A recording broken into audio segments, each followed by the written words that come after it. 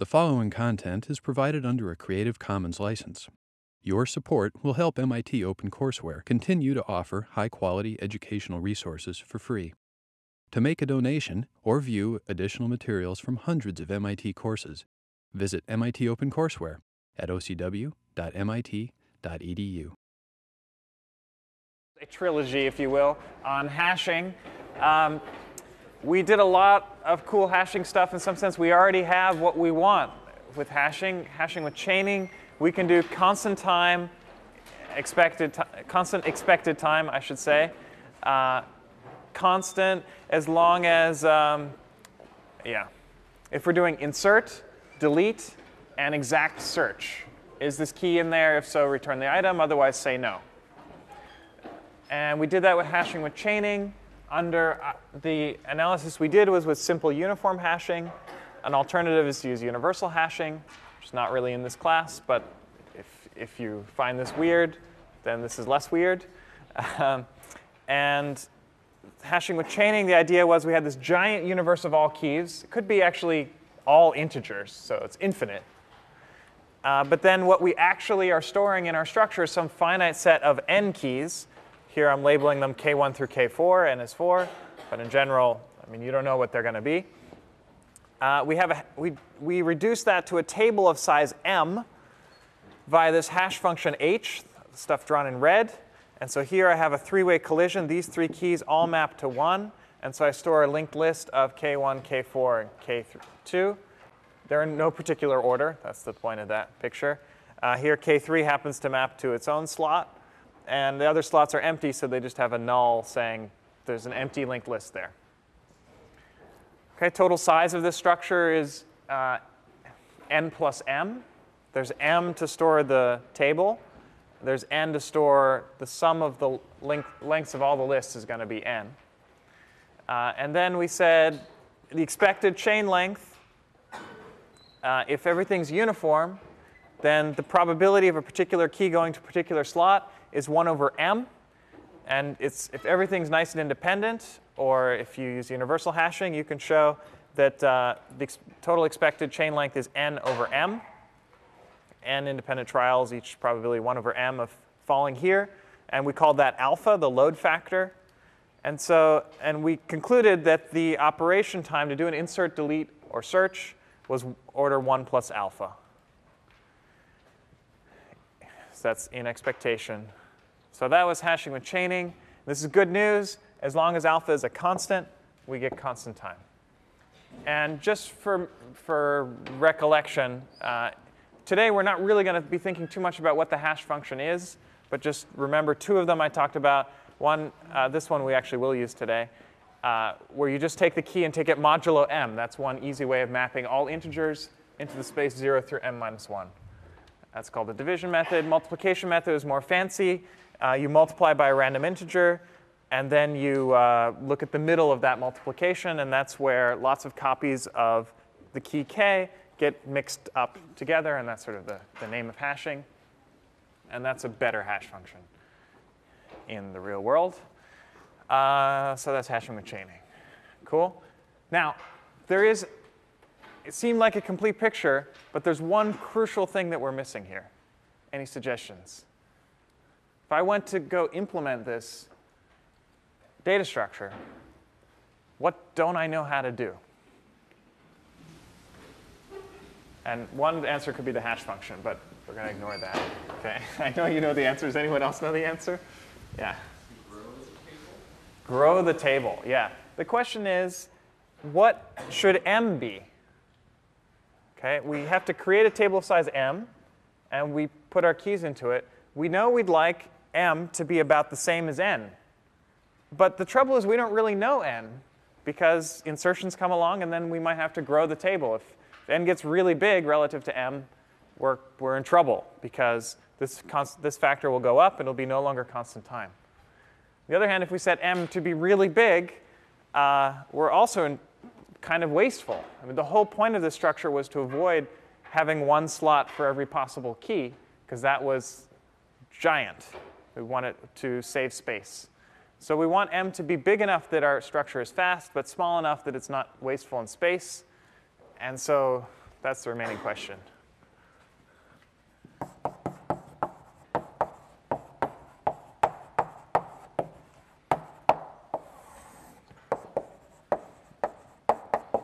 We want m to be theta n. We want it to be omega n. So we want it to be at least some constant times n in order to make alpha be a constant. And we want it to be big O of n in order to make the space linear.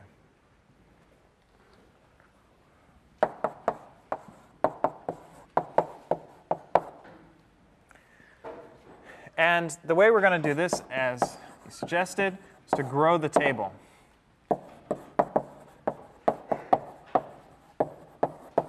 We're going to start with m equals some constant. Pick your favorite constant. 20. My favorite constant, 7. Probably I want it to be a power of 2, but what the hell. And then we're going to grow and shrink as necessary. Okay, this is a pretty obvious idea. The interesting part is to get it to work. And it's going to introduce a whole new concept, which is amortization. So it's going to be cool, trust me. Not only are we going to solve this problem of how to choose m, we're also going to figure out how the Python data structure called list, also known as array, is implemented. So it's exactly the same problem. I'll get to that in a moment. So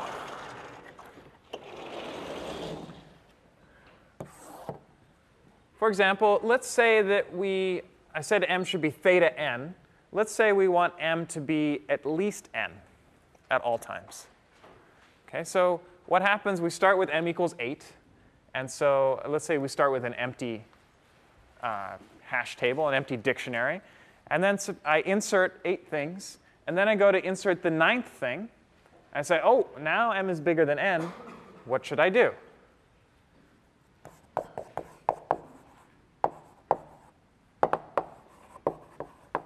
So this would be like at the end of an insertion algorithm. After I insert something, I say, oh, if m is greater than n, then I'm getting worried that m is getting much bigger than n. So I'd like to grow the table. Okay, let's take a little diversion to what does grow a table mean.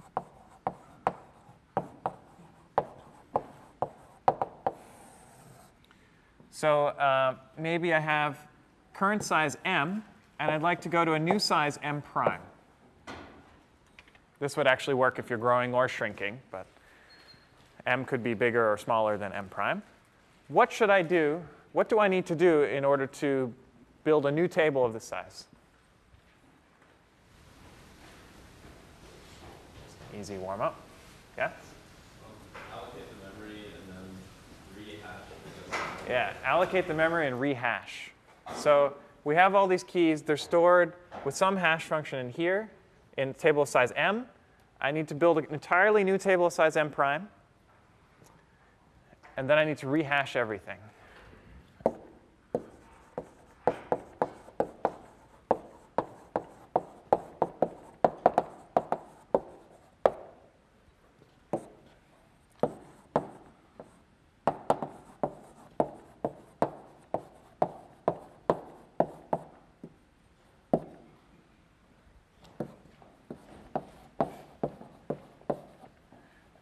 One way to think of this is for each item in the old table,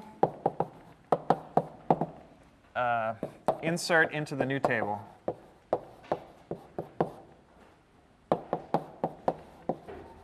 T prime. I think that's worth a cushion. You got one? All right. You don't want to get hit. It's fine. We're not burning through these cushions fast enough, so answer more questions.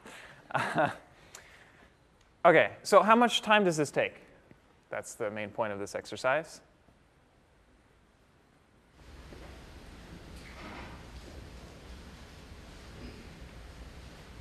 Yeah?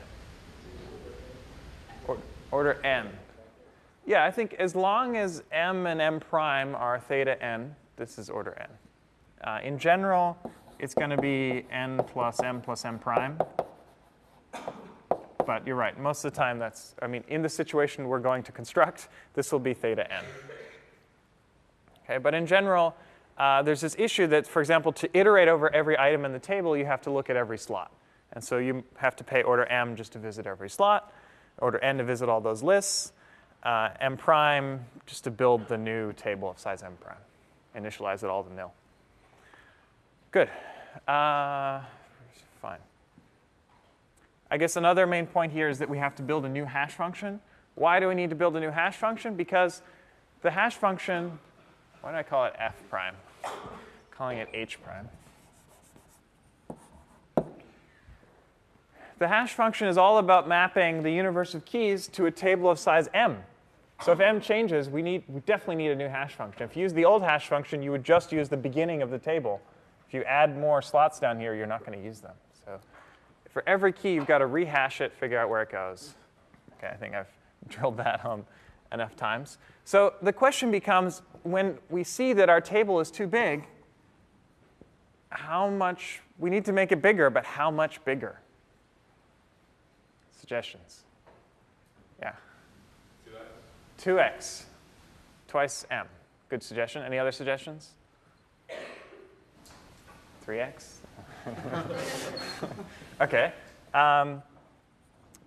M prime equals 2m is the correct answer. But for fun, or for pain, I guess, let's think about the wrong answer, which would be just make it 1 bigger. That'll make m equal to n again. So that seems it's at least safe. It will maintain my invariant that m is at least n. Did I get this wrong? Sorry, it's the wrong way. N is greater than m. I want m to be greater than or equal to n. All right. So if we just incremented our table size, then the question becomes, what is the cost of n insertions?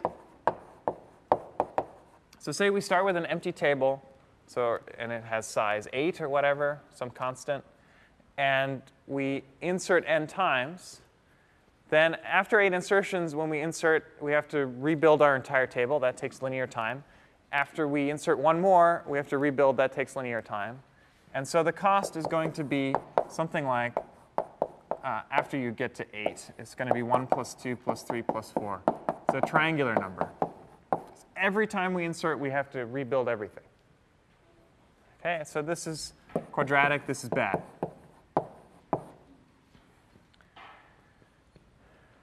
Fortunately, if all we do is double m, we're golden. And this is sort of the point of why it's called table. I call it table resizing there in order to not give it away. But this is a technique called table doubling. OK, and let's just think of the cost of n insertions. There's also deletions. But if we just, again, start with an empty table and we repeatedly insert, then the cost we get, if we double each time and we're inserting, after we get to 8, we double to 16. Then we insert 8 more times. Then we double to 32. Then we insert 16 times. Then we double to 64. So all these numbers are roughly the same. They're within a factor of 2 of each other. Every time we're rebuilding in linear time, but we're only doing it like log n times. Right? If we're going from 1 to n, there are log n growths, log n doublings that we're able to do. So you might think, oh, it's n log n. But we don't want n log n. That would be binary search trees. We want to do better than n log n. If you think about the costs here, the cost to rebuild the first time is constant. It's like 8. And then the cost to rebuild the second time is 16. So twice that. The cost to build the next time is 64. So these go up geometrically. I mean, you've got to get from 1 to n with log n steps. The natural way to do it is by doubling. And you can prove that indeed this is the case. So this is a geometric series. Didn't mean to cross it out there. And so this is theta n. OK, now it's a little strange to be talking about theta n. This is a data structure supposed to be constant time per operation. This data structure is not constant time per operation. OK, even ignoring all the hashing business, all you're trying to do is grow a table. It takes more than constant time for some operations. Near the end, when you have to rebuild the last time, you're restructuring the entire table. That takes linear time for one operation. that you might say that's bad. But the comforting thing is that there are only a few operations, log n of them, that are really expensive. The rest are all constant time. You don't do anything. You just add into the table. So this is an idea we call amortization.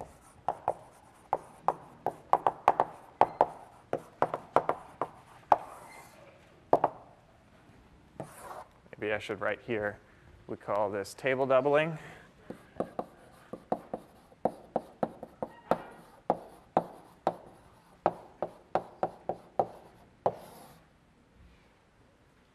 Okay, so the idea with amortization, let me give you a definition.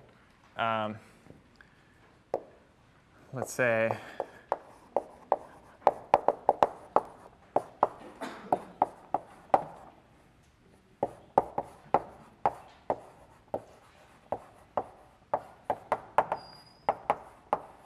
actually, I'm going to be a little bit vague here and just say T of n. Let me see what I say in my notes. Yeah, I'm going to say T of n.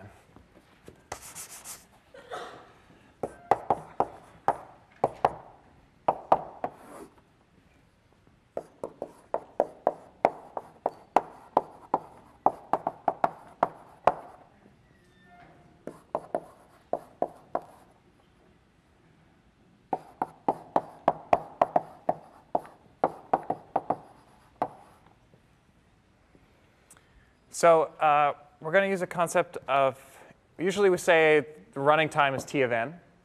And we started saying the expected running time is some T of n, 1 plus alpha, whatever.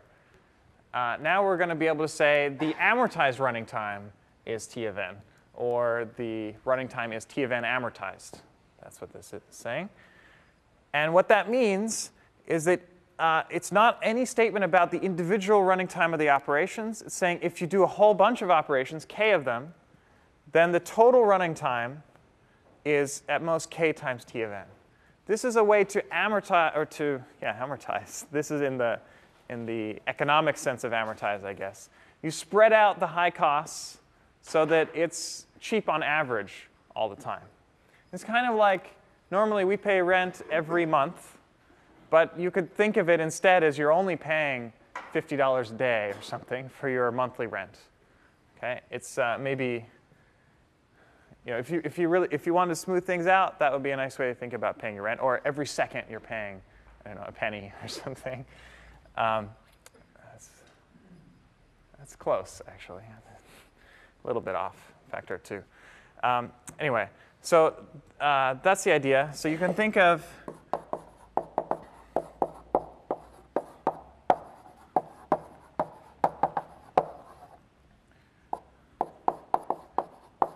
this is kind of like saying that the running time of an operation is T of n on average, but let's put that in quotes. We don't usually use that terminology.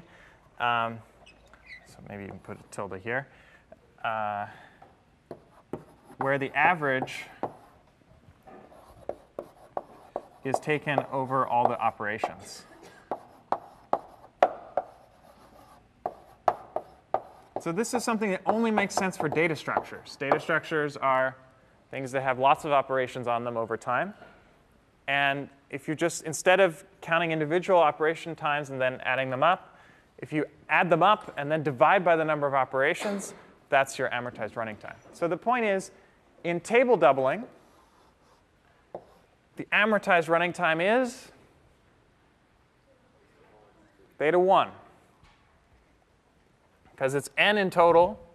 Well, at this point, we've only analyzed insertions. Haven't talked about deletions, but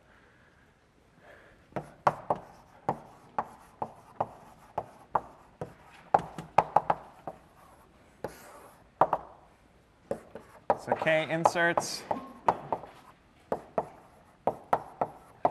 If we're just doing insertions, take theta k time in total. So this means constant amortized.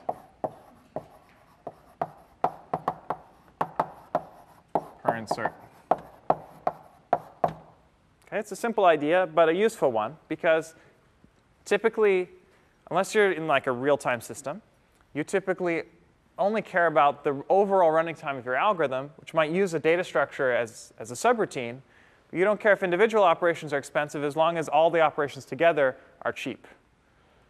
If you're using hashing to solve some other problem like counting duplicate words in docdist, you just care about the running time of counting duplicate words. You don't care about how long each step of the for loop takes, just the aggregate. So this is good most of the time. And we've proved it for insertions. It's also true when you have deletions. If you have k inserts and deletes,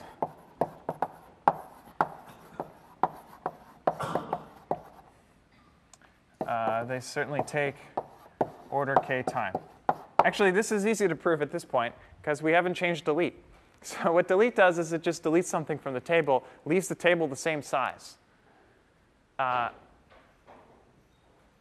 so it actually makes life better for us because if it decreases m, in order to make m big again, you have to do more insertions than you had to before. And the only extra cost we're thinking about here is the growing, the rebuild cost from inserting too big. And so this is still true. Deletions only help us. If you have k total inserts and deletes, then still be order k. So we'll still get constant amortized. But this is not totally satisfying because the table might get big again. M might become much larger than n. For example, suppose I do n inserts, and then I do n deletes. So now I have an empty table, n equals 0. But m is going to be around the original value of n, or the maximum value of n over time. So we can fix that. Suggestions on how to fix that. This is a little more subtle. There's two obvious answers. One is correct, and the other is incorrect. Yeah? When the table is half this, or when n is half the size, Good. So option 1 is if the table becomes half the size, then shrink to half the size? Sure.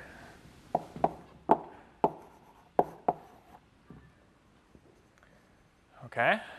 That's on the right track. Anyone see a problem with that? Yeah? If you're like resizing when you're going from like 8 to 9, you can go from 8 to 9, 9 to 8 or so. Good. So if you're resizing, and say you have a table of size, or you have 8 items in your table, you add a 9th item, and so you double to 16. Then you delete that 9th item. You're back to 8, and then you say, oh, now m equals n over 2, so I'm going to shrink to half the size. And if I insert again, delete, insert, I spend linear time for every operation. So that's the problem. This is slow. If we go from 2 to the k to 2 to the k plus 1, we go this way by insert, or sorry, 2 to the k plus 1. Then I said it right. Insert to go to the right, delete to go to the left. Then we'll get linear time per operation. That is bad. So how do we fix this? Yeah? Maybe m equal n over 3 or something? M equals n over 3. And Yeah. you still leave it to shrink to m over 2. Good. I'm going to do 4, if you don't mind. I'll keep it powers of 2. Any number bigger than 3 will work. Any number bigger than 2 will work here. But it's kind of nice to stick to powers of 2, just for fun. I mean, it doesn't really matter, because as you say, we're still going to shrink to half the size, but we're only going to trigger it when we're 3/4 empty. So we're only using 1/4 of the space. Then it turns out you can afford to shrink to half the size, because in order to explode again, in order to need to grow again, you'd have to still insert n over 2 items, because it's half empty. So when you're only 1/4 full, you shrink to become a half full, because then to grow again requires a lot of insertions. I haven't proved anything here, but it turns out if you do this, the amortized time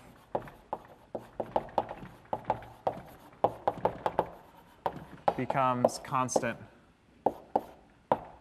For k insertions and deletions, arbitrary combination, you'll maintain linear size because of these two, because you're maintaining the invariant that m is between n, oh, I gotta get it right, n and 4n. You maintain that invariant. That's easy to check. So you always have linear size. And the amortized running time becomes constant. We don't really have time to prove that in the class. It's a little bit tricky. Read the textbook if you want to know it. It's table doubling. Questions? All right. Boring. No, it's cool. Because not only can we solve the hashing problem of how do we set m in order to keep alpha a constant, we can also solve Python lists. Python lists, or also known as resizable arrays. You may have wondered how they work. Because they offer random access, we can go to the ith item in constant time and modify it or get the value. We can add a new item at the end in constant time. That's append. List.append. And we can delete the last item in constant time. That's one version is list.pop. It's also delete list square bracket -1. You should know that deleting the first item is not constant time. That takes linear time, because what it does is it copies all the values over. Python lists are implemented by arrays. But how do you support this dynamicness where you can increase the length and decrease the length and still keep linear space? Well, you do table doubling. And I don't know whether Python uses 2 or some other constant, but any constant will do, as long as the deletion constant is smaller than the insertion constant. And that's how they work. So in fact, list.append and list.pop are constant amortized. Before, we just said, for simplicity, they're constant time. And for the most part, you can just think of them as constant time. But in reality, they're constant amortized. Now, for fun, just in case you're curious, you can do all of this stuff in constant worst case time per operation. Maybe a fun exercise. Do you want to know how? Yeah. The rough idea is when you realize that you're getting kind of full, you start building on the side a new table of twice the size. And every time you insert into the actual table, you move like 5 of the items over to the new table. Or it needs to be a big enough constant. So that by the time you're full, you just switch over immediately to the other structure. It's kind of cool. It's very tricky to actually get that to work. But if you're in a real-time system, you might care to know that. For the most part, people don't implement those things because they're complicated. But it is possible to get rid of all these amortized. Cool. Let's move on to the next topic, which is more hashing related. This is sort of general data structures in order to implement hashing with chaining, but didn't really care about hashing per se. We assumed here that we can evaluate the hash function in constant time, that we can do insertion in constant time, but that's the name of the game here. But otherwise, we didn't really care. As long as the rebuilding was linear time, this technique works. OK. Now we're going to look at a new problem. There's lots of practical applications. I mentioned some of these problems in the last class, which is string matching. This is essentially the problem. How many people have used grep in their life? OK, most of you. How many people have used find in a text editor? OK, the rest of you. And so these are the same sorts of problems. You want to search for a pattern, which is just going to be a substring, in some giant string, which is your document, your file, if you will. So to state this formally, given two strings, s and t, you want to know, does s occur as a substring of t? So for example, maybe s is a string 6006, and T is your entire, the mail that you've ever received in your life or your inbox or something. Okay, so T is big typically, and S is small. It's what you type usually. Maybe you're searching for all email from Piazza, and so you put the Piazza from string or whatever. You're searching for that in this giant thing. You'd like to do that quickly. Okay, another application, S is what you type into Google. T is the entire web. That's what Google does. It searches for your string in the entire web. I'm not joking. Okay, fine. So we'd like to do that. What's the obvious way to search for a substring in a giant string? Yeah? Just check each substring of the right length. So it's got to be of the length of S. And just, there's only a linear number of them, so check each one. Okay, let's analyze that.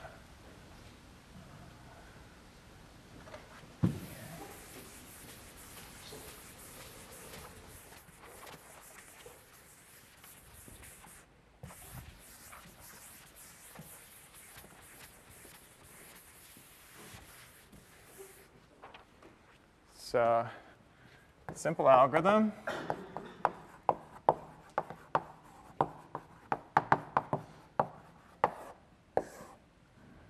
Actually, just for fun, I have the pseudocode for it.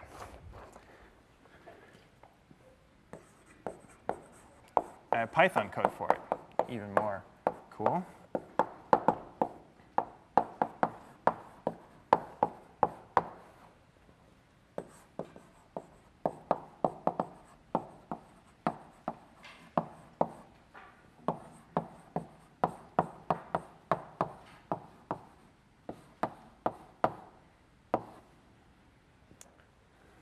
Okay, I don't know if you know all these Python features, but you should. They're super cool.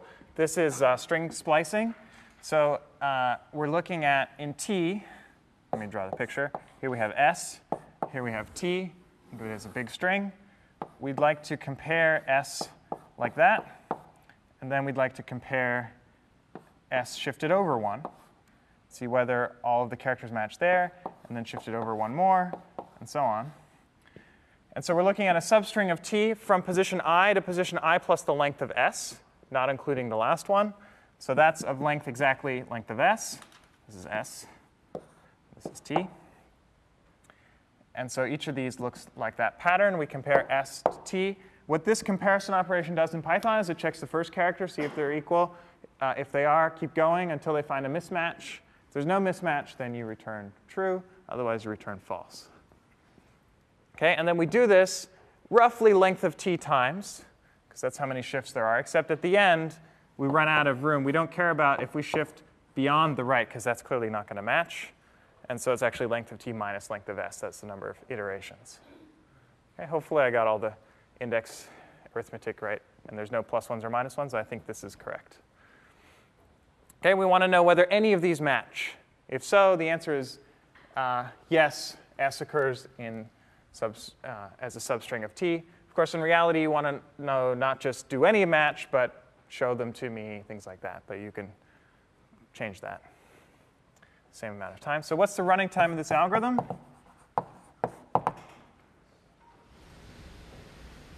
So my relevant things are the length of S and the length of T. What's the running time? Sorry? T multiplied by S. Yeah, exactly. Technically, it's length of S times the length of T minus S. Okay, but typically, this is just S times T. And it's always at most S times T, and it's usually the same thing, because S is usually smaller by at least a constant factor than T. This is kind of slow. If you're searching for a big string, it's not so great. I mean, certainly you need S plus T. You've got to look at the strings. But S times T is kind of, it could be quadratic if you're searching for a really long string in another string. So what we'd like to do today is use hashing to get this down to linear time. So, ideas. How could we do that?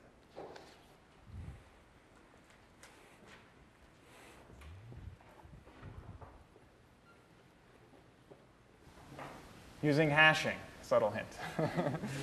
Yeah.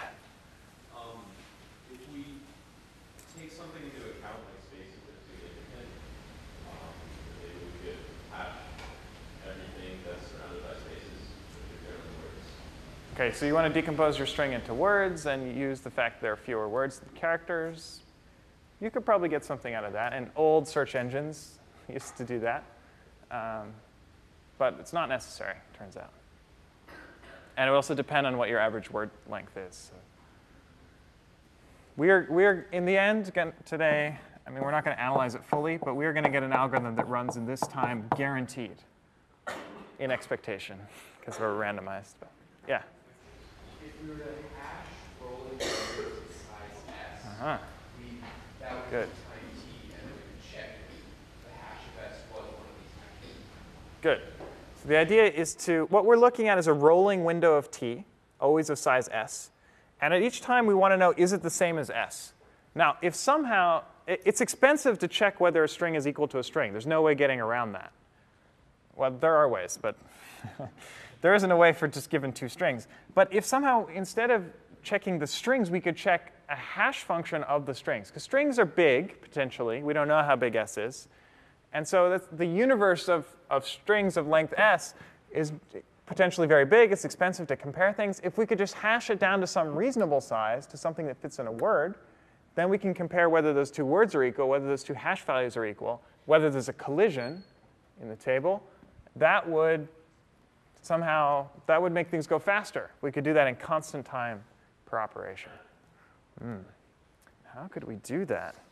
That's the tricky part, but that is exactly the right idea. So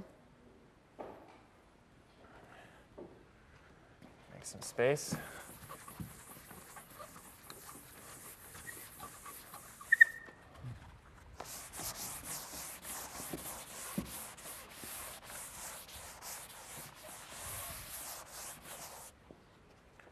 I think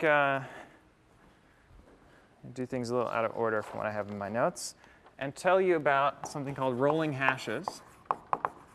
And then we'll see how they're used. So shelve that idea. We're going to come back to it. We need a data structure to help us do this. Because if we just compute the hash function of this thing, compare it to the hash function of this thing, and then compute the hash function of the shifted value of t and compare it, we don't have to recompute the hash of s. That's going to be free once you do it once. But computing the hash function of this, and then the hash function of this, and the hash function of this, usually to compute each of those hash functions would take length of s time. And so we're not saving any time. Somehow, if we have the hash function of this, the first substring of length s, we'd like to very quickly compute the hash function of the next substring in constant time. Yeah? We already have like s minus 1 of the characters of the Yeah. before. If you look at this portion of s and this portion of s, they share s minus 1 of the characters. Just one character different. First one gets deleted, last character gets added. So here's what we want. We'd like, given a hash value, maybe I should call this r, it's not the hash function. Give it a rolling hash value, you might say. I'd like to be able to append a character. Okay, I should say r maintains a string. So there's some string.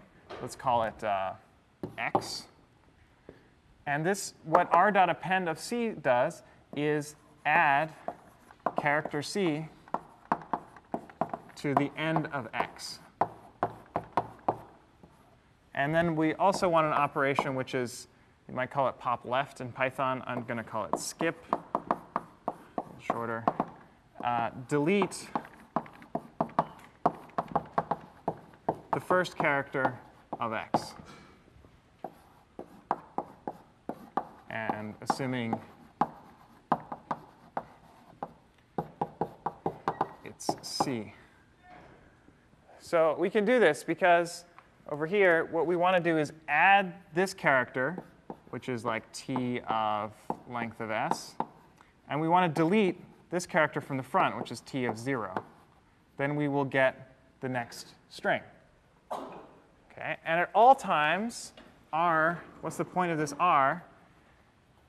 You can say R, let's say open paren, close paren. This will give you a hash value of the current string. So this is basically h of x for some hash function h, some reasonable hash function. Okay? If we could do this and we could do each of these operations in constant time, then we can do string matching. Let me tell you how. This is called the Karp-Rabin string matching algorithm.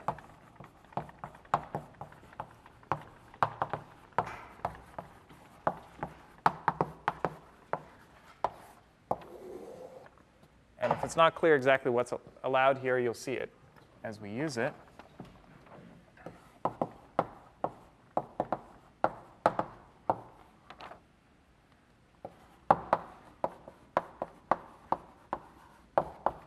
First thing I'd like to do is compute the hash function of s. I only need to do that once, so I'll do it. In this data structure, the only thing you're allowed to do is add characters. Initially, you have an empty string. And so for each character in s, I'll just append it. And now rs gives me a hash value of s. Okay? Now, I'd like to get started and compute the hash function of the first s characters of t. So this would be t up to length of s. And I'm going to call this thing rt. That's my rolling hash for t. And append those characters. So now rs is a rolling hash of s. Rt is a rolling hash of the first s characters in t. So I should check whether they're equal.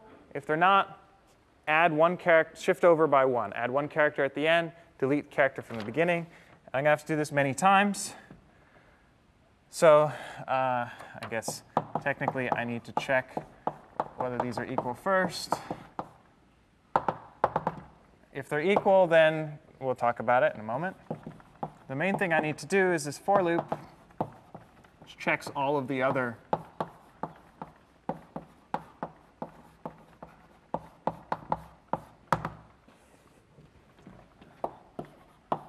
and all I need to do is throw away the first letter, which I know is t of I minus length of s, and add the next letter, which is going to be t of I. And then after I do that, I don't change hs, because that's fixed. That's just, or sorry, I switched from h to, in my notes I have h. I've been switching to r, so all those h's are r's. Sorry about that. So then if rs equals rt, then potentially that substring of t matches s. But it's potentially, because we're hashing, things are only true in expectation. There's some probability of failure. Just because the hash function of two strings comes out equal doesn't mean the strings themselves are equal, because there are collisions. Even distinct strings may map to the same slot in the table. So what we do in this situation is check whether, oh gosh, s equals t. I did it slightly less conveniently than before. It's like I minus length of s plus 1 to I plus 1. Oh, well, it wasn't very beautiful, but it works. So in this case, I'm going to check it character by character. Okay? If they're equal, then we found a match. So it's kind of OK that I spent all this time to check them. In particular, if I'm just looking for the first match, like you're searching through a text document, you just care about the first match, then you're done. So yeah, I spent order s time to do this. But if they're equal, it's sort of worth that effort. I found a match. If they're not equal, we basically hope, or we will engineer it so that this happens with probability at most 1 over s.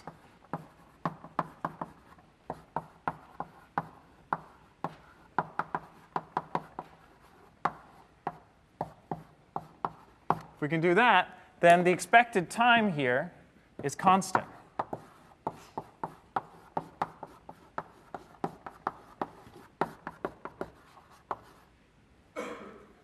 So that would be good. Because then all this, if these are taking, if skip and append take constant time, and this sort of double checking only takes constant expected time, except when we find matches, and then we're OK with it, then this overall thing will take linear time. Okay, in fact, the proper thing would be this is you pay s plus t. Then you also pay, for each match that you want to report, you pay length of s. Okay, I'm not sure whether you can get rid of that term. But in particular, if you just care about one match, this is linear time. That's pretty cool. There's one remaining question, though, which is how do you build this data structure? Is the algorithm clear, though? I mean, I wrote it out in gory detail so you can really see what's happening, also because you need to do it in your problem set. So I'll give you as much code to work from as possible. Question? What is RS? RS is going to represent a hash value of s. Okay. You could just say h of s, but what I'd like to show is that all you need are these operations.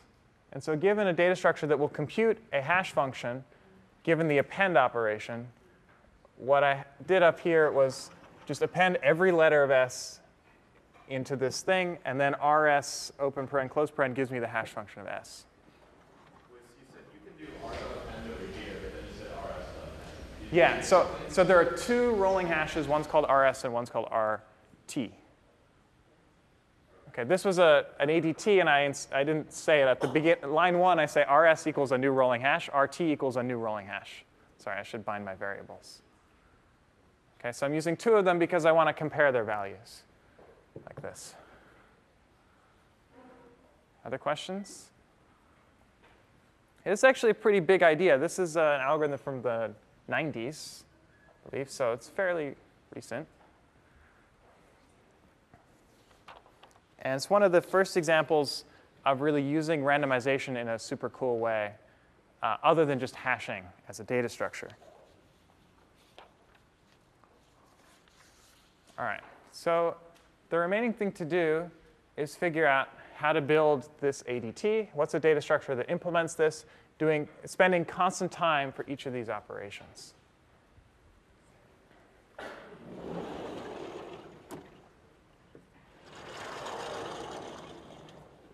Now, to tell you the truth, doing it depends on which hashing method you use, which hash function you want to use. I just erased the multiplication method because it's a pain to use the multiplication method.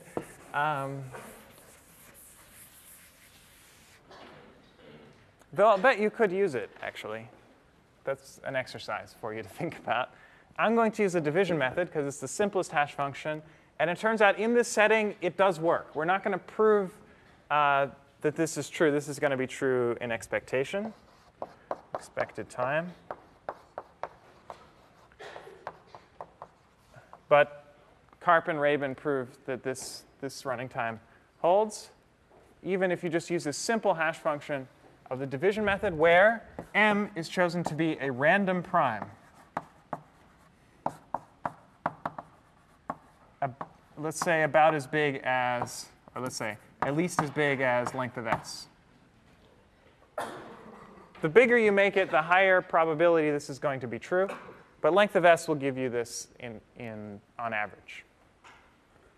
So we're not going to talk about in this class how to find a random prime. But the algorithm is choose a random number of about the right size and check whether it's prime. If it's not, do it again. And by the prime number theorem, after log n trials, you will find a prime. Okay? And we're not going to talk about how to check whether a number is a prime, but it can be done. All right. So we're basically done. The point is to look at, if you look at an append operation, and you think about how this hash function changes when you add a single character. Oh, I should tell you. We're going to treat the string x as a multi-digit number. This is the sort of pre-hash function.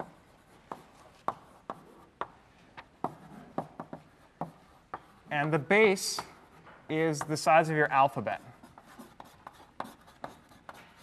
So if you're using ASCII, it's 256. If you're using some Unicode, it might be larger. Okay, but whatever the size of your characters in your string, then when I add a character, this is like taking my number, shifting it over by 1, and then adding a new value. So how do I shift over by 1? I multiply by a. So if I have some value, some current hash value, u, it changes to u times a, or sorry, this is the number represented by the string. I multiply by a, and then I add on the character. Or in Python, you'd write ord of the character. That's the number associated with that character. OK, that gives me the new string. Very easy. If I want to do skip, it's slightly more annoying. But skip means just annihilate this value. And so it's like u goes to u minus the character times a to the power size of u minus 1. That's, I have to shift this character over to that position, and then annihilate it with a minus sign. You could also do XOR. OK, and when I do this, I just think about how the hash function is changing. Everything is just modulo m. So if I have some hash value here, r, I take r times a plus ord of c, and I just do that computation modulo m, and I'll get the new hash value. Do the same thing down here, I'll get the new hash value. So what r stores is the current hash value, and it stores a to the power length of u, or length of x, whatever you want to call it. So that would be a little better. And then it can do these in constant number of operations, just compute everything modulo m, one multiplication, one addition. You can do append and skip, and then you have the hash value instantly. It's just stored, and then you can make all this work.